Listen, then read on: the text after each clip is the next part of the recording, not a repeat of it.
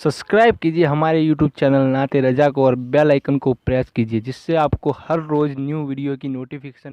जब कोई बंदे मोमिन आका पर मोहब्बत के साथ दुरूद पढ़ता है तो अल्लाह उस फरिश्ते को हुक्म देता है कि वो नूर की दरिया में गोता लगाए। तो फरिश्ता नूर के दरिया में गोता लगाता है और बाहर आने के बाद वो अपने परों को झाड़ने लगता है। बताएं, अगर कबूतर अपने परों को दरिया में डूबकर झाड़े तो कितने कतरे गिन सकते हैं? नहीं गिन सकते। अगर मोर दरिया में डूबकर अपने परों को झाड़े तो कितने कतरे गिन सकते हैं? नहीं गिन सकते। यार, पर वालों को तो जाने दीजिए, इंसान अगर खुद गुस्ल करके अपने सर के बालों को अगर यूं झाड़े तो कितने कतरे गिरे इसका अंदाजा नहीं हो सकता। तो वो फरिश्ता जिसका एक बाजू मशरिक में है, यानी उसके पर एक तरफ मशरिक में है, दूसरा बाजू मगरिब में है, उसका सर ज़ेरे अर्श है, उसके पैर तहतुस सरा में है। जब कोई बंदे मोमिन दुरूद पढ़ता है तो वो नूर के दरिया में गोता लगाता है और बाहर निकलकर वो अपने परों को झाड़ता है। सोचो किस कदर उसके कतरे गिरते होंगे। मेरे आका गैब दा नबी फरमाते हैं, उसके परों से जितने नूर के कतरे गिरते हैं,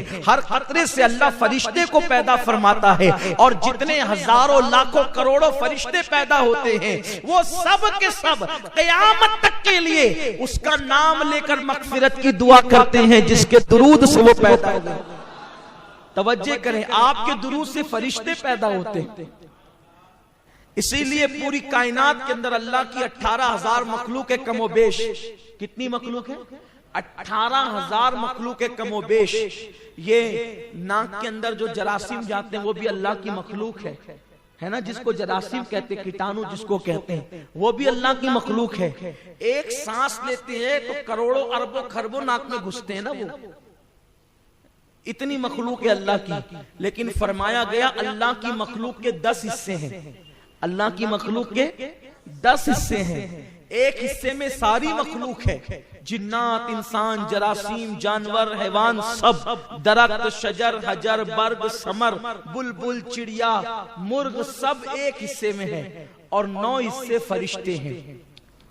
सोचो फरिश्तों की तादाद कितनी होगी, कितनी तादाद होगी फरिश्तों की, अंदाजा लगाओ।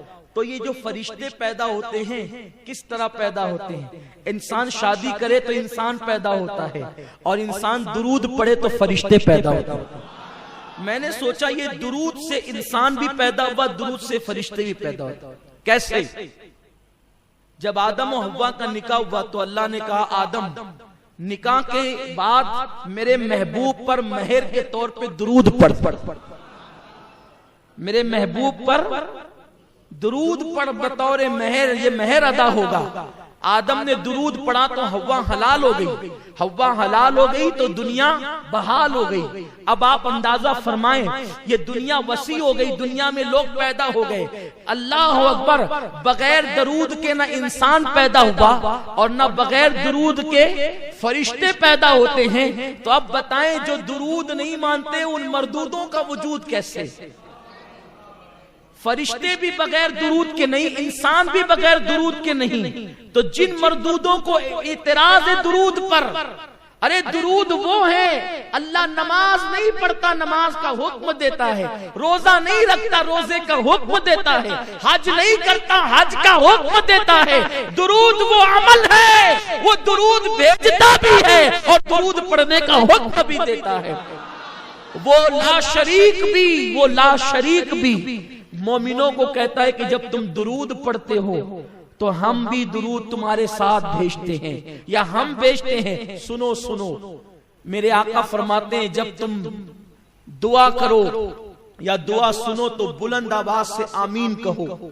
जिसकी आमीन फरिश्तों की आमीन से मिल जाती है उसकी मग़फ़िरत हो जाती है, क्योंकि फरिश्ते भी आमीन कहते हैं, तुम भी आमीन कहते हो। जिसकी आमीन फरिश्ते की आमीन से मिल गई उसकी मग़फ़िरत हो गई। अल्लाह भी दुरूद भेज रहा है, बंदा भी दुरूद भेज रहा है। जिसका दुरूद खुदा के दुरूद से मिल जाए उसका मर्तबा क्या होगा?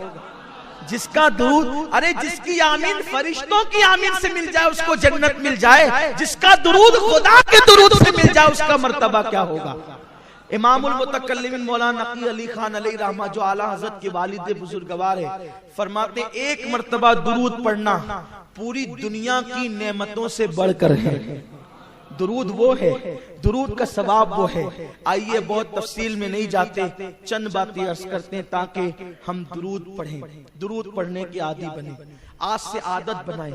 दुरूद पढ़ने में कभी शर्माया नहीं करें, बल्कि अपनी आदत बनाएं। उठते बैठते चलते फिरते आका पे दुरूद शरीफ पढ़ा करें, क्योंकि मेरे आका फरमाते हैं, तवज्जो करें आप, जब बयान होता है तो आप सोचते हैं ना कि आप मुकर्रिर के करीब बैठे, आप सोचते हैं कि नहीं सोचते? मुकर्रिर के करीब बैठे, क्योंकि मुकर्रिर के करीब बैठेंगे करीब से चेहरा नजर आएगा, ठीक है। अगर मुकर्रिर बाअमल आलिम है तो उसके चेहरे को देखना इबादत है, और उसके चेहरे को देखने की बरकतें मिलती है, आंखों की रोशनी तेज होती है, और भी बहुत सारी फजीलतें हैं। तो हर आदमी सोचता है कि मैं करीब बैठकर मुकर्रिर का चेहरा देखूं, उसकी जियारत करूं, ठीक है। ऐसे भी मोमिन को देखना भी इबादत है, ईमान वाले को देखना भी इबादत है। मेरे आका अलैहिस्सलाम के दीवानों, इतनी बड़ी इबादत है कि अगर मोमिन को मोहब्बत के साथ देखो और तुम्हारे दिल में उसके लिए कीना नहीं, तो अल्लाह ताला तुम्हारी भी मगफिरत कर दे, उसकी भी मगफिरत कर दे।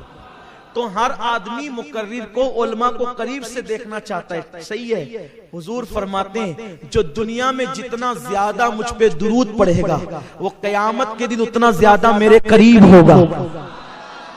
मुकर्रिर के करीब नहीं, जो तकरीरों का उन्वान है उस नबी के करीब, जो तकरीरों की जान है उस नबी के करीब, जो ईमान का ईमान है उस नबी के करीब। किसकी बरकत से? दुरूद की बरकत से। अब जो रसूल पाक के जितना करीब होना चाहता है कयामत में, वो उतना कसरत से दुरूद पढ़े। उठते बैठते चलते फिरते सोते जागते वुजू बेवुजू दुरूद ही पढ़ते रहो, दुरूद में डूब जाओ। हजरत शेख अब्दुल हक मुहद्दिस देहलवी कहते हैं कि जब मैं मक्का से मदीना शरीफ जा रहा था तो मेरे उस्ताद शेख अब्दुल वहाब मुत्तकी ने फरमाया, बेटे फर्ज नमाजों के बाद इस पूरे सफर में सिर्फ दुरूद पढ़ना और दुरूद ही पढ़ना, इसलिए इससे बेहतर कोई अमल नहीं है इस सफर में। तो मैंने पूछा, हजरत कितनी मरतबा पढ़ूं? का कोई तादाद नहीं, जितनी ज्यादा पढ़, हत्ता कि तू दुरूद के रंग में रंग जा, दुरूद के रंग में रंग जा। किसी इबादत के करने पर इतनी जल्दी बंदा वली नहीं बनता जितना दुरूद शरीफ पढ़ने की बरकत से वली बन जाता है। हुजूर मुहद्दिस आजम ने कहा है ना, या गौस कहते कहते हो जाते हैं गौस, खाजगी मिल जाती ख्वाजा का दम भर के तो देख। अब बताओ, जब या गौस कहने से विलायत मिलती है तो या मोहम्मद कहने से नहीं मिल सकती। गौसुल आजम को या मोहम्मद कहने से विलायत मिली है, उनको ये मर्तबे मिले हैं। हालांकि हमारे बाज़ उलमा ये कहते हैं कि डायरेक्ट या मोहम्मद कहना बेअदबी है, लेकिन हमारे बाज़ उलमा ने जो इस पर नुक्ता बयान किया वो ये है कि हुजूर का नाम बतौर नाम या मोहम्मद कहना ये बेअदबी है, लेकिन हुजूर का नाम एक मुकाम पर नाम है और दूसरे मकाम पर वो मुकम्मल नात है। क्योंकि मोहम्मद का मतलब होता है जिसकी सबसे ज्यादा तारीफ की गई हो, तो इसलिए ये नाम मुस्तकिल एक नात भी है। तो अगर बतौर नात या मोहम्मद कहा जाए तो फिर कोई गुनाह नहीं रहता, कोई बेअदबी नहीं रहती। इसलिए कि हुजूर सल्लल्लाहु अलैहि वसल्लम ने हदीस में खुद ये सिखाया है, या मोहम्मद इन्नी अतवज्जहु इलैका, ये अल्फाज हदीस मुबारका में आए हैं। तो मेरे प्यारे आका सल्लल्लाहु अलैहि वसल्लम के प्यारे दीवानों, सहाबा ने भी या मोहम्मदा कह करके पुकारा है। बहरहाल वो मेरा उन्वान नहीं, तो अर्ज ये कर रहा था, जब या गौस कहने से गौस बन जाता इंसान, तो हुजूर का नाम लेने से क्या मर्तबा मिलेगा, हुजूर का नाम लेने से क्या मुकाम मिलेगा। और याद रखना, आकाए करीम सल्लल्लाहु अलैहि वसल्लम पे जब दुरूद पढ़ा जाता है तो दुरूद की बरकत से गुनाह माफ भी किए जाते हैं। आका फरमाते हैं, जो मुझ पे एक बार दुरूद पढ़े अल्लाह उसको 10 नेकियां अता करता है, को मिटा देता है और उसके 10 दर्जात को बुलंद फरमा देता है।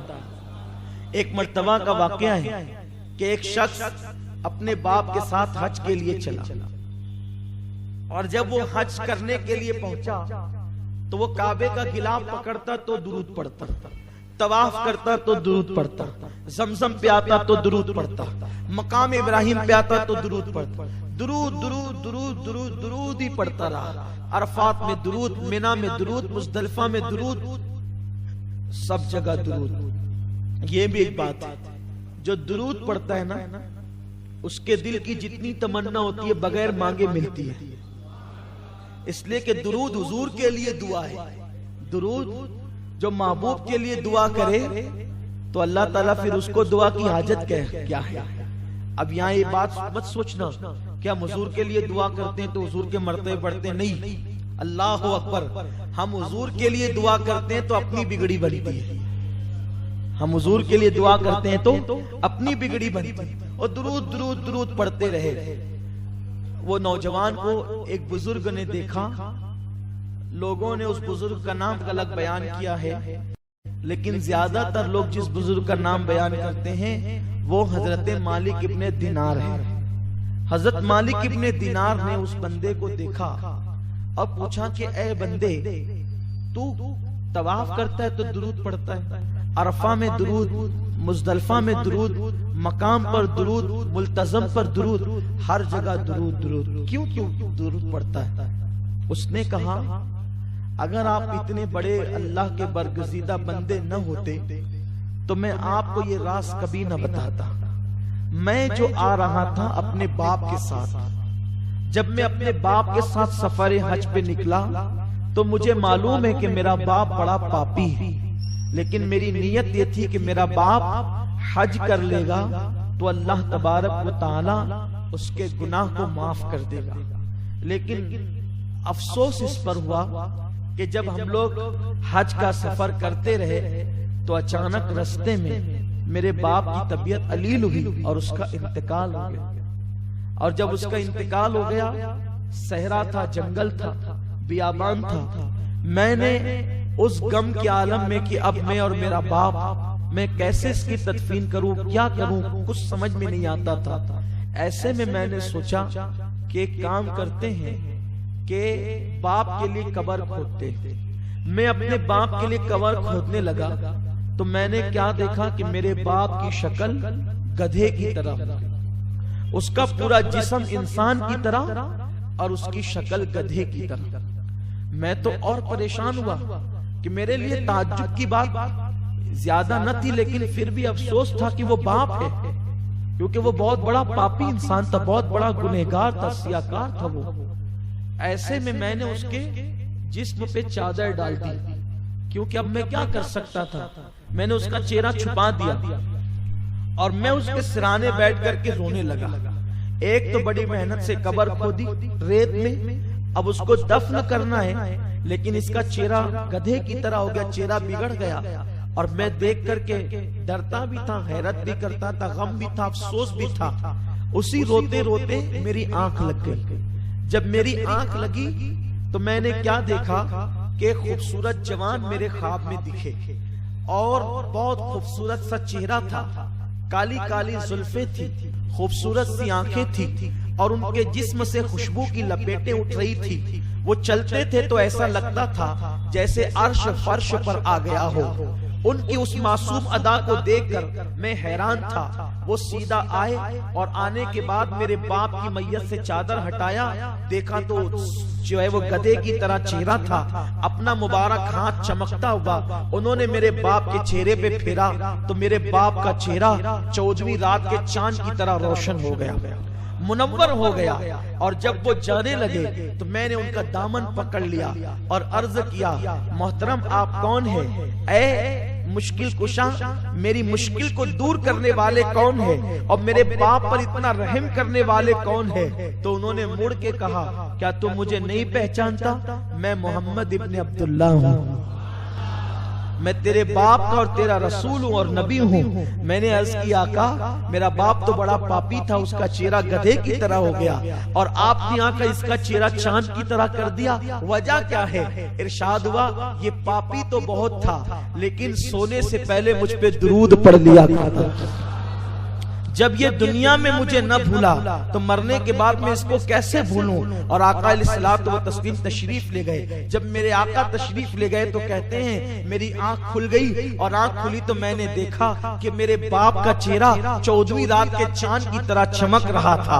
अल्लाह अकबर। वो कहते हैं फिर मैंने अपने बाप को खुशी खुशी दफन कर दिया और मैंने अहद कर लिया, अब सारी जिंदगी फराइज और वाजिबात के बाद अगर सबसे ज्यादा कोई अमल करूंगा तो सिर्फ अपने नबी पे दुरूद और सलाम कहूंगा। मेरे प्यारे आका सल्लल्लाहु अलैहि वसल्लम के प्यारे दीवानों, माह रमजान शरीफ आ रहा है, कसरत के साथ दुरूद शरीफ पढ़े और कोशिश करे कि कम से कम 1000 मर्तबा दुरूद शरीफ तो रोजाना माह रमजान शरीफ में हमने पढ़ना ही पढ़ना है, इसलिए कि दुरूद शरीफ की बड़ी बरकतें हैं। मैं क्या अर्ज करूं, दुरूद शरीफ का मकाम क्या है। मेरे प्यारे आका अलैहिस्सलाम के प्यारे दीवानों, सहाबे किराम कसरत से दुरूद पढ़ते थे, औलिया किराम कसरत से दुरूद पढ़ते थे। और रिवायतों में आया है कि जो बंदा कसरत से दुरूद पढ़ता है अल्लाह उसका दिल मुनव्वर कर देता है और गैब के हिजाबात उससे उठा देता है।